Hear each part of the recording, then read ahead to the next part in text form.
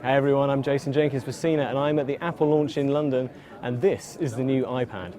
Now, you may think, is that really the new iPad? It looks like the old one. Well, that's because the main upgrade is the screen. They have gone for the much waited for Retina display. Now that means when you hold it so far away from your face, about sort of, I don't know, yay, about there, it means that you cannot see the individual pixels. So high is the resolution. The official numbers on it are that it is a 2048 by 1536 pixels, 2048 by 1536. Now that is more than your HD TV, Apple is proud to point out.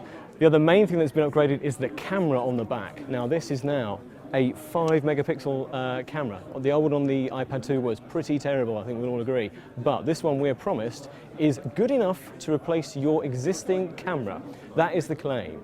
Obviously we're in this dark room, we can't really test it yet. We've seen some test photos shot with it which look amazing. We don't know how it performs yet in the real world, we'll have to see. The other thing that the camera can do is shoot video at 1080p, and there's some stabilization software on there so that when you kind of wobble around a bit, it's supposed to keep things steady.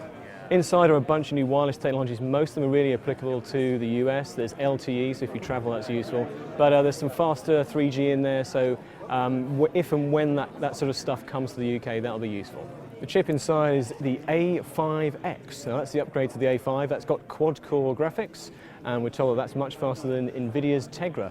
Battery life is 10 hours, which is the same as the old iPad. The trade-off for all this is that it is ever so slightly thicker and ever so slightly heavier than the old iPad. But to be honest, unless you're holding them next to each other, you're probably not going to mind that much. As before, it comes in 16, 32 and 64 gig versions, and they are Wi-Fi and Wi-Fi plus 3G and all the other 4G options there as well. Prices start at £400 for the 16 gig for Wi-Fi, that's the same as now. £500 for the 16 gig with Wi-Fi and 3G. There's also a bit of a price cut on the iPad 2. That now starts at £330 from today. Overall, it's pretty impressive. There wasn't really much to improve on the old iPad. It was pretty good. The screen is really good. If you haven't already got an iPad now, it's probably the time to jump in and see what the fuss is about. If you already own one, you can probably wait for next year's, I think. I've been Jason Jenkins with CNET at the Apple launch in London. For more, check out CNET UK.